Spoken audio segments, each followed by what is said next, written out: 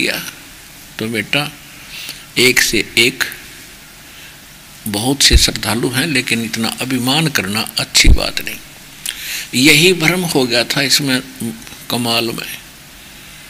कई बार कह देता था कि गुरुदेव, क्योंकि और भगत भी कह देते हैं बड़ा सेवादार है, फिर उसकी काख फूल जाती है। कहाँ वही तो परमात्मा से एक दिन उसने भी कई बार बोल दिया था, जी कहीं जाना होता तो परमात्मा कहा करते कि कमाल चलेगा कहाँ जी, और मेरे बिना सेवा आपकी कौन करेगा। तो मालूम था परमात्मा को कि इस नालायक का अभिमान हो गया। अब इसको दिखाता हूँ सेवक किसे कहते हैं। कहता है मेरे जैसा सेवक नहीं आपका। अब परमात्मा ने कहा कि भाई मेरे साथ चलोगे। एक तो शेख वो बाजीद जी थे, बाजीद जी मुसलमान धर्म के बाजीद जी एक संत हुए हैं। पहले वो राजा थे और वो पिछली पुण्यात्मा ही भगवान के लिए तड़पती रहती है, क्योंकि वो सीधे स्वर्ग आदि से आते हैं। उनके शेष पुण्य बचे होते फिर राजा बन जाते हैं। तो उस सुख के सामने यहाँ राजपाट का सुख कुछ नहीं होता। एक दिन चलते चलते उनके काफिले, राजस्थान की बात है, मरुस्थल की, एक काफिला जा रहा था राजा का, बाजीद का, और ऊंट मर गया। ऊंट मर गया। वो ऐसी घाटी से गुजर रहे थे कि उस ऊंट के मर जाने से काफिला बंद हो गया। और राजा का काफिला बगैर राजा की आज्ञा से बंद हो जाए तो उसको सहन नहीं होता। उसने कारण जानना चाहा और किसने ये काफिला रोका, उसको बुलाओ, उसको सजा देता हूँ। तब उनको बताया गया कि ऐसे एक ऊंट मर गया जी, और रास्ता ब्लॉक हो गया, जाम लग गया, वो हटाना पड़ेगा, कुछ समय लगेगा। कहने लगा मुझे दिखाओ कैसे मर गया, मेरी आज्ञा बिना ऊंट कैसे मर गया। अब इतना ज्ञान हो है, अभिमान इतना हो जाता राजा में। जब उसने जाकर देखा,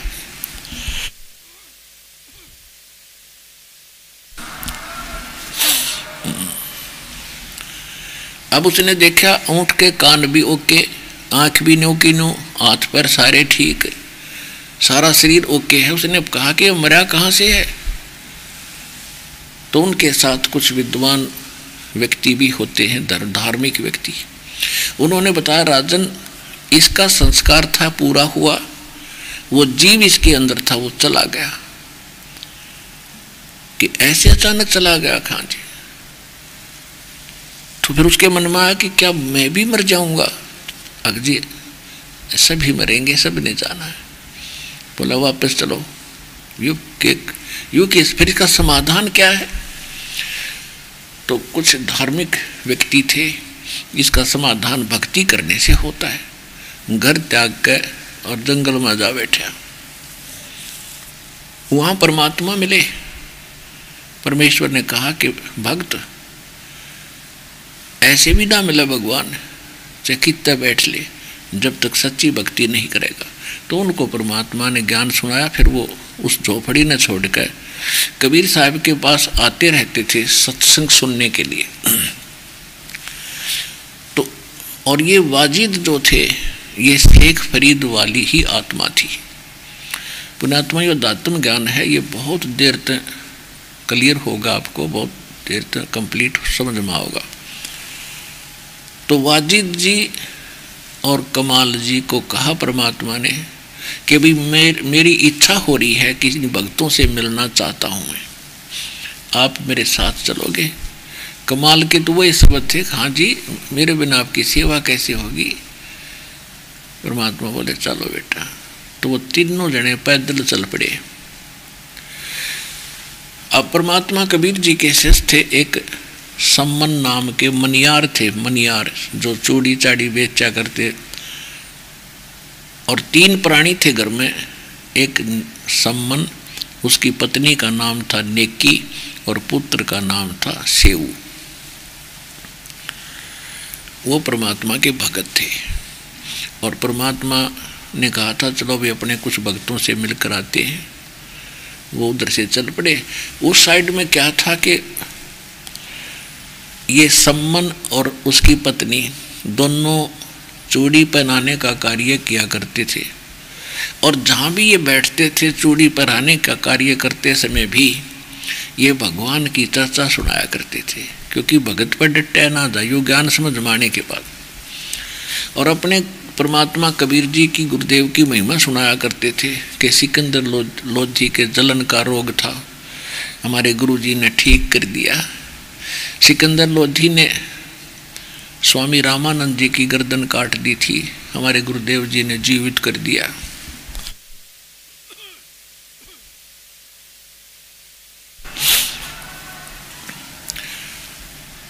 मुसलमानों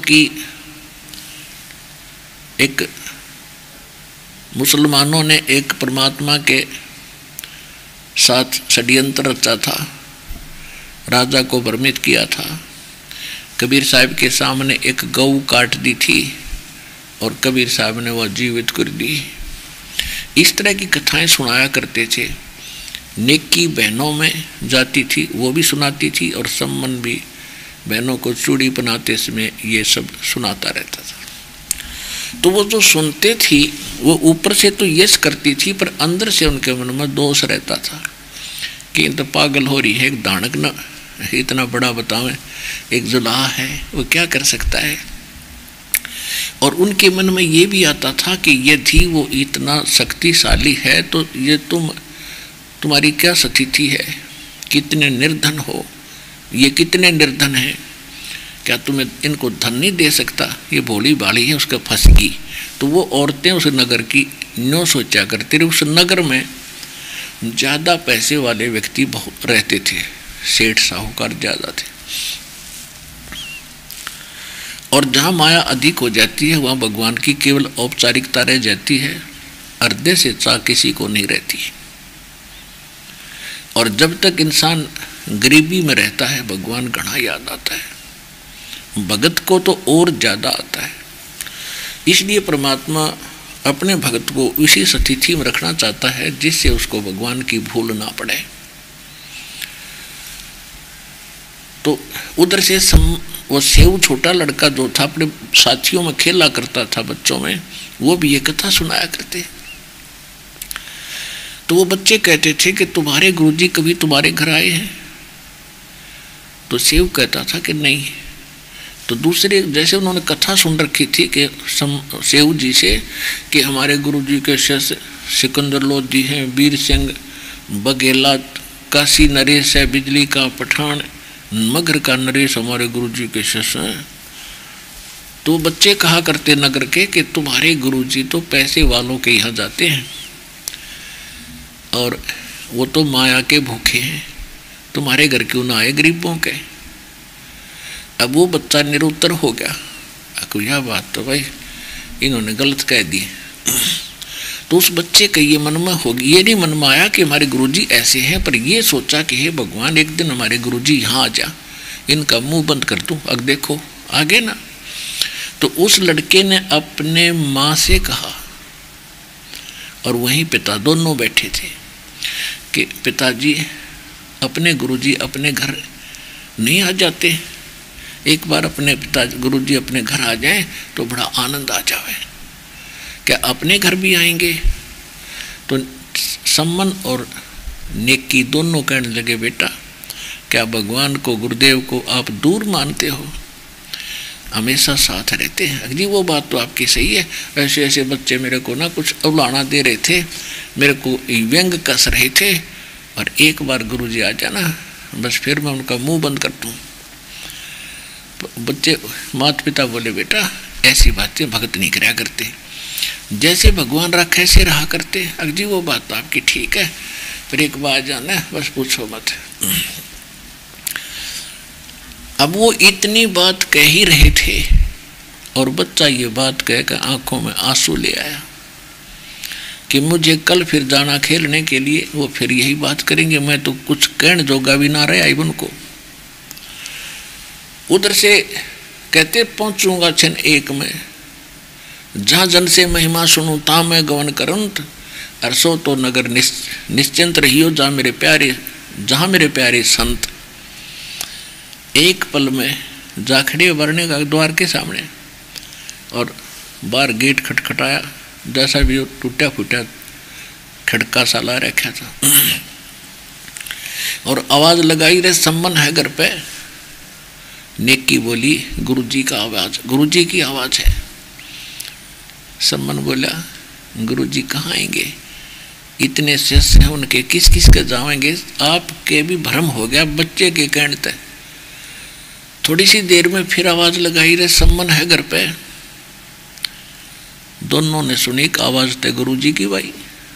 तीनों भाग लिए नंगे पैरों, और सामने 3 जने खड़े, 2 सेवक 1 भगवान।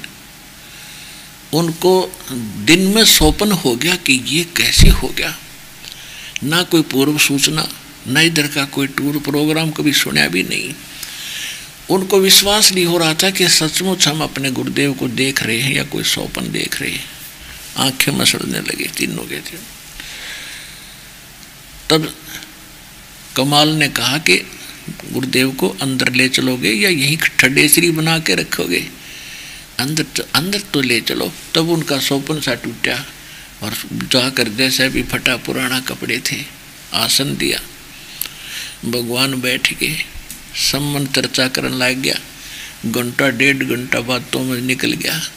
तो फिर सम्मन का याद आई रहा, ना पानी पूछा न आहार की पूछी, मैं अच्छा नालायक हूँ। तो कहा भगवान भोजन की सुनाओ, अभी बनाएंगे, कुछ डट कर खाओगे। परमात्मा ने कहा भाई भूख लाग रही है सम्मन, रसोई तैयार करो। अब सम्मन गया अपनी पत्नी नेकी के पास और नेकी से कहा कि खाना बनाओ जल्दी, गुरुजी को भोग लगी है और पैदल चल कर आए हैं सभी 2 भक्त हैं और गुरुजी। अब नेकी कहने लगी कैसे भोजन बनाऊं, घर पे अन्न नहीं एक दाना भी। सम्मन ने कहा कि कहीं से आप मांग लाओ, उधारा ले लो। नेकी कहने लगी आज कोई उधारा भी नहीं दे रहा मुझे। फिर सम्मन ने कहा कि ला तेरा चीर उतार के, ये साड़ी तेरा चीर यानी ओढ़ना जो ऊपर ओढ़ा करे न्यारा, इसको मैं गिरवा रखाता हूँ। एक का था उसके पास ओढ़ना भी। तो वो कहने लगी कि मैं लेकर गई थी इसको गिरवी रखने के लिए, ऋण यानी उधारा कुछ लेने के लिए। ये थोड़ा सा फटा हुआ है, किसी ने रखा नहीं।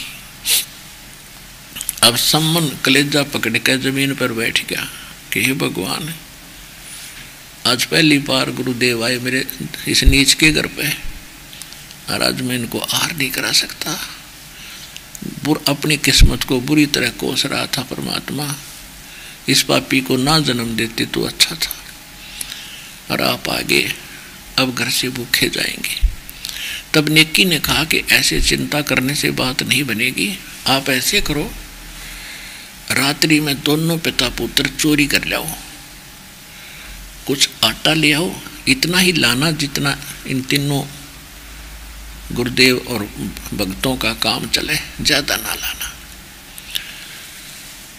और अब गुरुदेव से कह दो भगवान सवेरा भोजन कराएंगे, ये जानी जान है, संकेत समझ जाएंगे।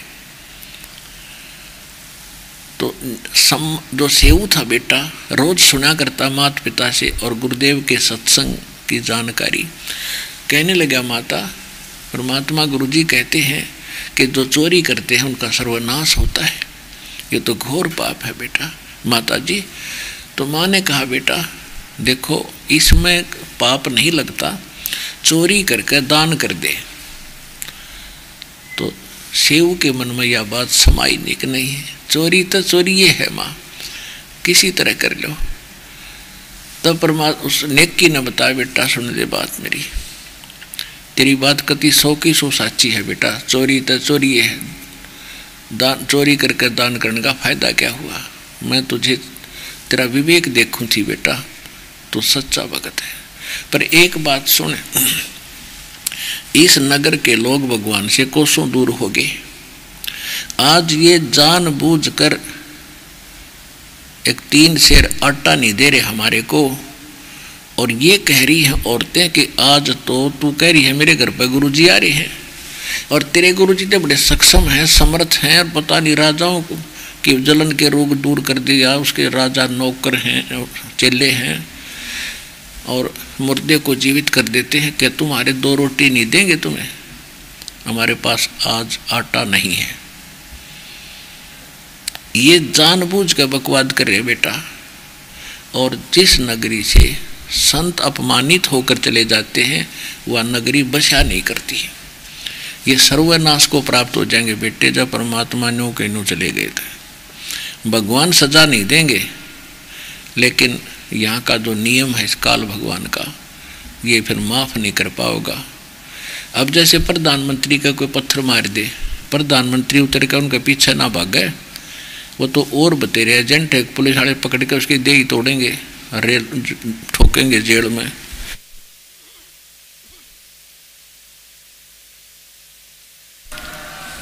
क्योंकि उनकी क्रिया ठीक नहीं थी। तो आज ये उस स्थिति में, अब देख ले बेटा, जब इस नगर का नाश करवाना है तो ठीक है, बैठ जाओ मौन साध के। और इस क्योंकि हमने इस नगर का अन्न खाया है, और बेटा ये हमारा फर्ज बना। ये तो बालक है, इनकी आंखें बंद होगी, माया की चर्बी चढ़गी इनके, इसने माया की भांग पी ली। और फिर एक कथा सुनाई कि एक नगर था, उस नगर में पैसे वाले लोग गणे थे, और वो इतने अभिमानी हो गए थे, केवल एक राम कृष्ण का जाप करें थे और किसी तो बात नहीं करें थे। कोई साधु संत अगर मांगने आ जाता तो उसको अपमानित करके भेज देते, एक दाना एक रोटी का टूक भी नहीं देते थे, और उनको धिक्कारा करते थे कि तुम करके खाया करो, मस्टंडे फिरते हो। उस नगर के बाहर, उस गांव के नगर के बाहर बनी में एक साधु सिद्ध आ गया, उसके साथ एक चेला था 18-17 वर्ष का। संत वहां आकर रुक गया बनी में, और चेले को सुबह भेज दिया, बेटा भिक्षा मांग लिया। सारे नगर में चक्कर काट कर लड़का वापस आ गया। सब ने अपमानित किया कि कमान जोगा है तू, क्या तुम करके नहीं खा सकते, धक्के खाते फिरते हो। लड़का वापस आया तो बाहर जिस रास्ते से वो आता और जाता था नगर में, उसके लास्ट कोने में, कति लास्ट में, एक कुम्हारी रहा करती थी, विधवा थी, 3-4 बच्चे थे। वो अपनी मेहनत करके उनका पालन पोषण किया करती थी। अब कुम्हारी ने पहले दिन देखा कि बाबा जी भिक्षा लेने गया, और खाली जाता भी देखा। तो लड़के ने जाकर कहा कि गुरुदेव ऐसा नगर कदे देखा नहीं हमने, ये तो 16 माथे भी ना बोलते, ढंग से बात भी ना करते, गुरुदेव भिक्षा तो दो चाहे ना दो, अरे ऐसे ऐसे कहते हैं। तो गुरुजी ने कहा बेटा तू कल फिर जाना सुबह सुबह। वो सुबह फिर गया, उसी तरह सुन के वो वापस फिर आ रहा था।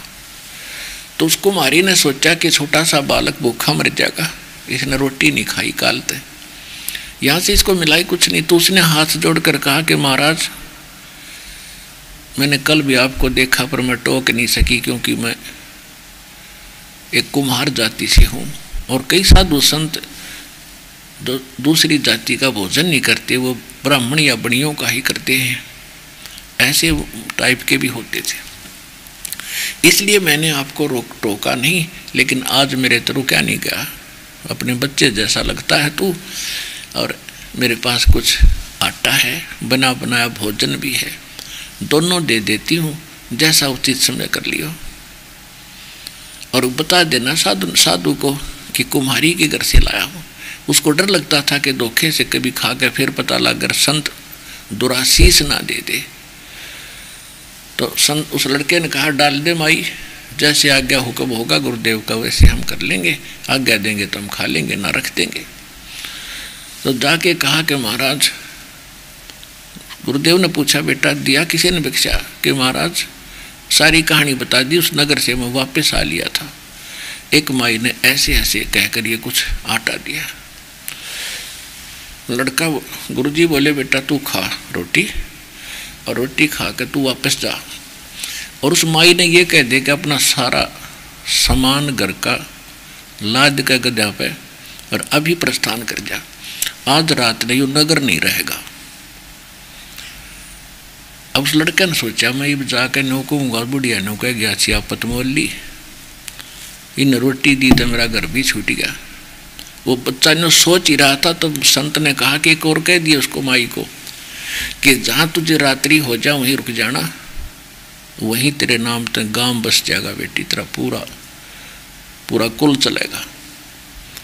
अब उस संत ने आके लड़के ने सारी कथा बता दी और कहा कि किसी को बतावा नहीं, नहीं तो बात बिगड़ जाएगी, जब उसने जिक्र भी कर दिया था। तो उस बच्चे ने आकर सारी कहानी बता दी, माई ऐसे आदेश है गुरु जी का। वह समझ गई कि मैं बता भी दूंगी, इनका अकल ठिकाना नहीं ना, मैं क्यों दोषी बनूं। अपना लाद के गधों पर सारा सामान चल पड़ी। वहाँ से 8-10 किलोमीटर जाकर वह रात होगी, शाम हो गया, वह रुक गई। पीछे से रात्रि के समय एक भूकंप टाइप ऐसी स्थिति बनी और पूरा नगर बेटा नाश में आ गया। तो आज इस नगर की वो स्थिति समझ लेना, कल यू साबित पावेगा नहीं, जहाज ये भूखे चले गए थे। अब तुम देख लो बेटा, या चोरी है या क्या चीज है। सेव खड़ा हो लिया कमा, इनकी रक्षा के लिए हम कुछ भी करना पड़े। दोनों पिता पुत्र रात्रि में चोरी करने चल पड़े। एक सेठ, पहले कच्चे मकान होते थे, एक सेठ के द्वार में सुराख बना लिया अंदर जाने का। अब सम्मन कहता है कि बेटा तू बाहर रहना, और अगर तू अंदर जाएगा और लाला जी पकड़ लेगा, लाला जी की मित्रता इस राजा के साथ है, यहाँ के राजा के साथ भी है, और बेटा तुझे सजा मौत दे देंगे ये, फिर हम क्या करेंगे जी कर। तब सेव ने कहा कि पिताजी ऐसे करो, मैं बालक हूँ, आप पकड़े गए तो आपको तो सीधी सजाए मौत होगी और मुझे माफ़ भी कर देंगे, मैं जाता हूँ। न्यू कहकर उसमें घुस गया। सम्मन ने कहा कि तेरी माँ का आदेश है बेटा, 3 शेर लाना, ज़्यादा अनमन नहीं लेना। अब उसने जाकर अंदाजा सा 3 शेर आटा अपनी फटी पुरानी चादर में बांध के और चलन लगा, तो आवाज़ होगी, खुड़का हो गया। उस आवाज़ से सेठ वहीं सो रहा था उठ गया, और जो ही वो निकलने की चेष्टा करने लगा उसके पैर पकड़ के खींच लिया। तब तक उसने सेव ने वो आटा उस सुराख में गवार फेंक दिया। पिताजी मैं पकड़ दिया सेठ ने, और आप ले जाओ और आटा बनो, रोटी खवा दियो गुरुदेव ने जाके, वक़्त से प्रस्थान करवा दियो, बात बिगड़ेगी आज तक। अब सेठ ने देखा, रे तुम भगत का डंडोरा पीटा करते हैं, न्यू क्या करते, बड़े भगत हो तुम, तो कथा सुनाते फिरते थे, आज थारी पोल पार्टी की। तब उसने कहा कि लाला जी हम चोर नहीं हैं, हमने कहीं मिल नहीं रहा था, आपका 3 शेर आटा हम वो वापस अवश्य करते, लेकिन आज मजबूरी थी हमारी, हमारे घर पर हमारे गुरुजी आए हुए थे और नगर से हमें आटा मिला नहीं, और नगर की रक्षा के लिए हमने ये करना पड़ गया। अब लाला जी का बुद्धि में बात कहा जावती, वो तो उसी कैटेगरी का था। अच्छा, अरे आज पता चला चोर ने क्यों मारे, चोर की माँ न पकड़े, ये तुम्हारे गुरुजी कराते हैं आके चोरी। हो ले भाई, कल सारे गांव में बताऊंगा, सारे नगर को, और देखना तुम्हारे गुरुजी को यहाँ क्या करेंगे।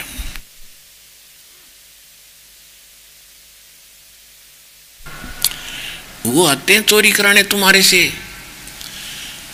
अब सेव ने सोचा ये और बात बिगड़ गई भाई, हमारे साथ तो जो बने हो सो बनती, पर या और नाश कती बात बिगड़ गई। हे भगवान, हे परमात्मा, अब क्यों कैसी बात बनेगी।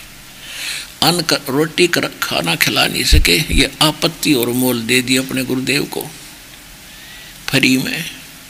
उधर से जब नेकी वहाँ नेकी के पास सम्मन आटा लेकर गया, नेकी ने पूछा कि बेटा कहाँ है। सम्मन ने बताया कि लाला जी ने पकड़ लिया और खंबे तो बांध दिया।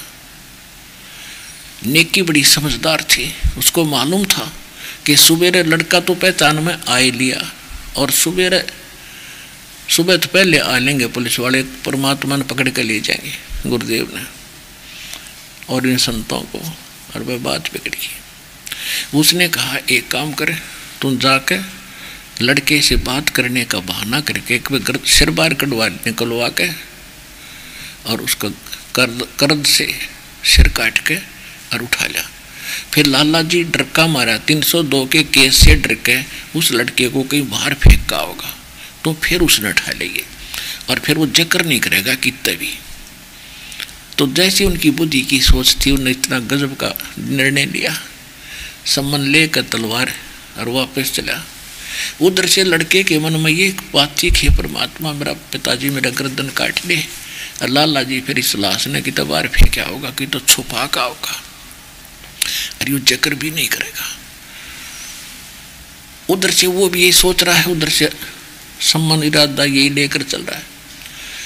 तो सम्मन ने कहा एक बार के बेटा से, वो कल तो आप और हम मिल नहीं सकेंगे, क्योंकि ना जाने कल क्या सजा आपको देंगे और ये मुझे भी दे सकते हैं। तो दो बात तेरे कान में गुप्त कहना चाहता हूँ बेटा, एक बार मेरे से बात कर ले।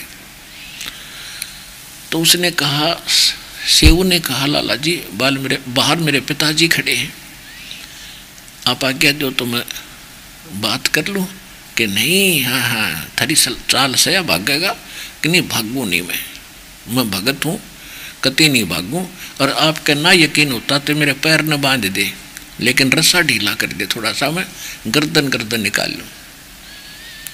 फिर कल पता नहीं हमारे साथ के बीतेगी, हम मिल पावांगे कि नहीं मिल पावांगे। लाला जी ने सोचा, रखे ज़्यादा चोरी तो है भी नहीं, 3 शेर आटा ही तो लिया है। तो उसने रस्सा ढीला कर दिया पैर का और सेव सरक के और गर्दन बाहर निकाल के कहने लगा, पिताजी बोले। अब सम्मन पिता था, बाप था, बेटे गर्दन क्यों कर काटे हैं, हाथ नो छुपा रखी थी, कर नो का नो हाथ रह गया, आगे को नहीं चला। सेव कहने लगा, यदि आप मेरे पिता हो तो मेरी गर्दन काट दे पिताजी, नाश हो गया बात का। अगर यदि मेरी गर्दन नहीं काटेगा तो मेरा बाप नहीं, मैं किसी और का कुबीज हूँ। इतनी बात बेटे के मुंह से सुन के और पट दे गर्दन पर मारी, 2 हो गए। उठा के सिर ने शीश ने और ला के घर रख दिया अलमारी में। उधर से लाला जी ने देखा ये तो नाश हो गया, 302 का मुकदमा तेरे पर लगेगा।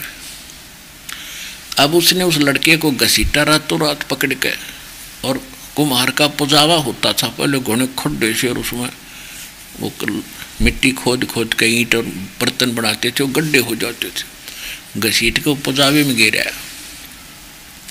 नेकी कहने लगी, आप फिर जाओ, अब लड़का की तब बाहर पड़ा पाओगा और उसके निशान देखना, क्योंकि लाला जी किसी को शेर नहीं करेगा, इकला करेगा इस काम ने।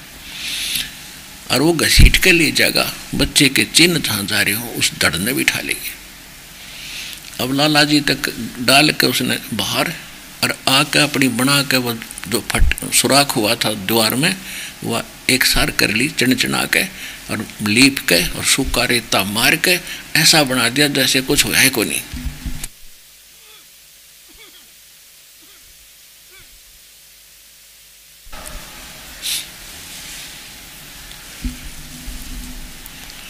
अब सम्मन ने देखा, कहाँ ये तो कति ओके कर दिया इसने। लड़के के जो निशान थे घसीट के वहाँ पहुँचा, लड़के को उस धड़ को उठा लिया और ला के अपने झोंपड़ी के कोने में डाल के उसके ऊपर फटी पुरानी बोरी पल्ले डाल दी। इस सारे प्रोसीजर में सुबह होगी। सेव नेकी बोली, मैं जल्दी भोजन बनाती हूँ और गुरु जी से कह दे नहा धो ले, और कह दिए महाराज आप रात को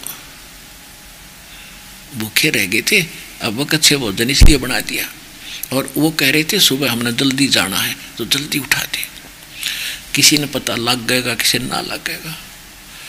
तो नेकी बेटा कटा पड़ा है और नो बोली आंखों में आंसू नहीं आ जाना चाहिए, कदे गुरुदेव को और संतों को पता लग जाए भोजन नहीं खाओगे। बेटा कटा पड़ा है और रोटी बना रही है माता, भोजन बनाकर तैयार कर दिया। महाराज जी को संदेशा मिला, तीनों आकर बैठ गए। तो उन्होंने 3 बर्तनों में, 3 दोनों में सारा भोजन डाल दिया। अब परमात्मा ने कहा कि भाई ऐसे नहीं, आज तो इकट्ठे बैठ के खाएंगे सारे भगत और हम। इस भोजन को 6 पात्रों में डालो। 3 तो परमात्मा के साथ थे, तीनों जने से, परमात्मा 2 बच्चे और 3 वो सदस्य। परमात्मा ने कहा कि जल्दी तीनों 6 जगह डालो। उन्होंने 5 जगह डाल दिया।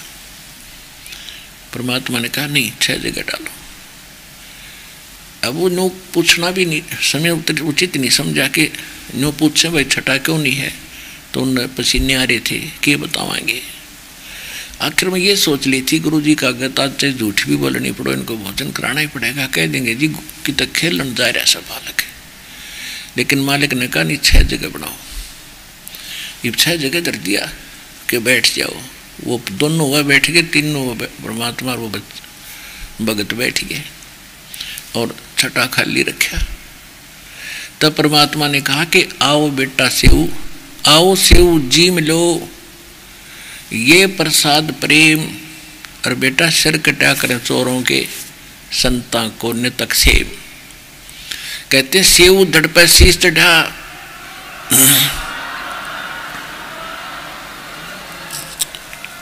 सेऊ धड़ पर शीश चढ़ा, अपने आप अलमारी से उठ कर सिर और उस धड़ के ऊपर लग गया। सेऊ धड़ पर शीश चढ़ा, वो आ बैठा पंगत माँ, और नहीं निशानी गर्दन पे यो ओ सेऊ ना। मात पिता नो कलर हटा हटा के देखे, निशान भी कोई ना। बोलो सतगुरुदेव कबीर भगवान की जय हो।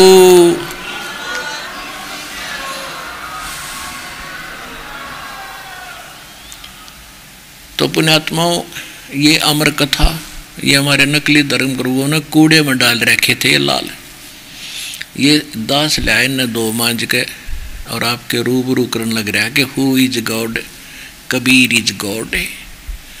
अब श्री कृष्ण जी ने जीवित कर दिया, लेकिन मोक्ष ना श्री कृष्ण का और ना मोर ध्वज ताम्र ध्वज का। और ये वो उस भगवान की उस अगर उसी से लीला भगवान मानते हो तो वो मोर ध्वजाड़ी भी करके दिखा दी और फिर उनको ऐसा मंत्र दिया, उनका मोक्ष हुआ। तो इस परमात्मा के दरबार में, क्योंकि ये कंप्लीट गॉड है और इसमें कंप्लीट रिलीफ मिलेगा, पूर्ण सहारा मिलेगा आपको। इस संसार में सुखी रहोगे, आपकी उम्र भी बढ़ावेगा और साथ में आपका मोक्ष भी करेगा।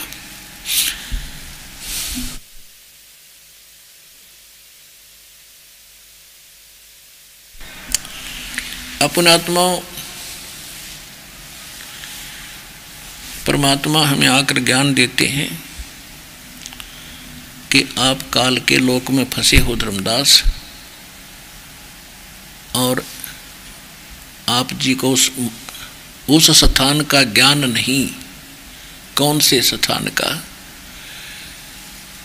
कि जो श्रीमद् भगवत गीता अध्याय नंबर 18 के श्लोक नंबर 62 में आपका गीता ज्ञानदाता जिसे तुम श्री कृष्ण कहते हो, आप यही मानकर चालो थोड़ी सी देर कि श्री कृष्ण ही अगर श्री गीता का ज्ञान सुना रहा है। वैसे तो ऐसा नहीं है,